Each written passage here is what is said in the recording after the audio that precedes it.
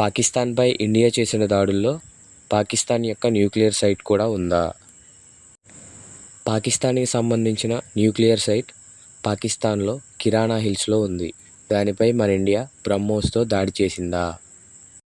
అయితే air marshal అయిన AK Bharati గారు అలాంటిది ఏమీ లేదు అంటున్నారు. ఇప్పటిదాకా ఇన్వాల్వ్ అవ్వని డొనాల్డ్ ట్రంప్ సడన్గా వచ్చి ఒక పెద్ద న్యూక్లియర్ వార్ని ఆపామని ఎందుకు అంటున్నారు? అమెరికాకి సంబంధించిన న్యూక్లియర్ ఎక్స్పర్ట్స్ పాకిస్తాన్కి రేడియేషన్ లీక్ అవుతుందని చెక్ చేయడానికి వచ్చారా?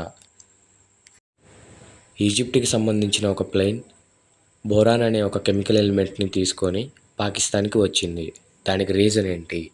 1986లో రష్యాలో న్యూక్లియర్ డిజాస్టర్ జరిగింది. అప్పుడు రేడియేషన్ కంట్రోల్ చేయడానికి బోరాన్ అనే ఎలిమెంట్నే వాడారు.